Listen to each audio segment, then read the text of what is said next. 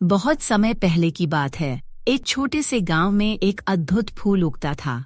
यह फूल अपनी नजाकत और रंग बिरंगे पंखुड़ियों के लिए प्रसिद्ध था। गांव वाले इसे चंद्रिका कहते थे, क्योंकि यह फूल रात के समय चांद की तरह चमकता था।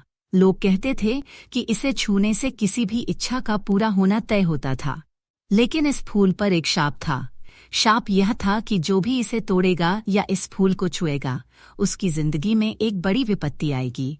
एक दिन एक युवा लड़का राजू, जिसने अपने दीनहीन हालात से तंग आकर फूल को तोड़ने की योजना बनाई, उसका विश्वास था कि इस फूल की शक्ति से वह अपने सारे दुखों को दूर कर लेगा।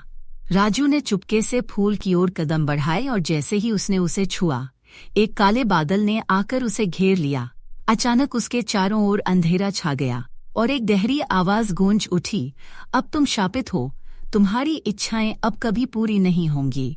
राजू डर से कांपते हुए फूल को छोड़कर भागा, लेकिन अब उसका जीवन बदल चुका था। जैसे ही उसने शाप को नकारने की कोशिश की, उसकी हर इच्छा उलट गई।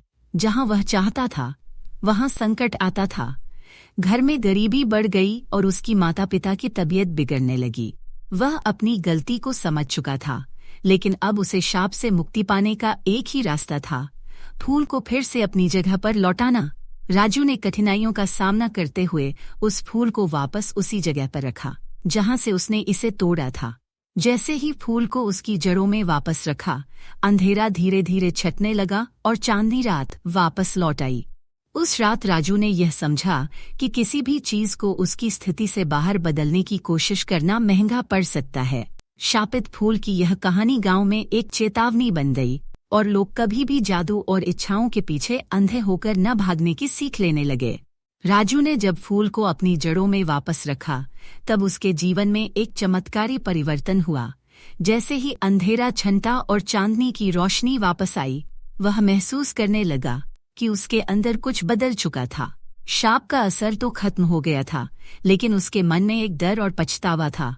वह जानता था कि फूल की शक्ति और शाप ने न केवल उसकी जिंदगी, बल्कि पूरे गांव की खुशहाली को भी खतरे में डाला था। राजू ने तय किया कि वह इस कहानी को सबको बताएगा, ताकि और कोई उस फूल के शाप से अपनी जिंदगी न बिगाड़े। उसने अपनी यात्रा शुरू की और गांव के बुजुर्गों के पास गया, जिन्होंने हमेशा से इस फूल की कहानी सुनाई थी। जब राजू ने उन्हें अपना अनुभव बताया, तो बुजुर्गों ने कहा, तुमने सही किया बेटा, लेकिन यह शाप एक बार किसी पर चढ़ जाए तो उसे पूरी तरह से मिटाना आसान नहीं होता। तुम्हें अब इसे पूरी तरह से खत्म करने के लिए कुछ और करना होगा। राजू ने पूछा, क्या मुझे अब भी कुछ करना होगा? बुजुर्ग ने धीरे से कहा, इस फूल का शाप तब तक नहीं मिटेगा जब तक इसे नष्ट न किया जाए। यह फूल केवल एक उद्देश्य के लिए पैदा हुआ था, दूसरों की इच्छाओं को पूरा करने के लिए। लेकिन जो व्यक्ति इस फूल से अपनी लालच को बढ़ाता है, उसके जीवन में अंधेरा छा जाता है।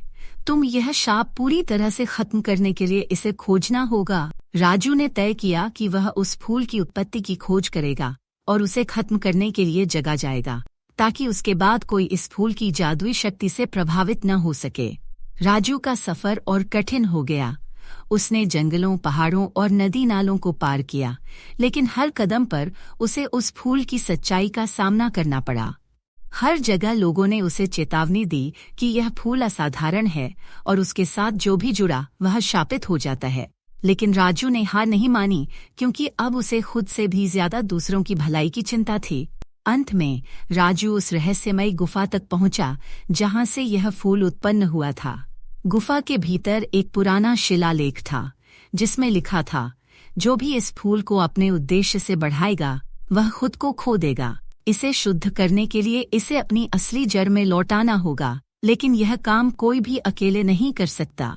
राजू ने सोचा, मुझे अपने गांव वापस लौटकर इस फूल को एक सामूहिक प्रयास से समाप्त करना होगा। वह वापस गांव लौट आया और सभी गांव वालों से अपील की।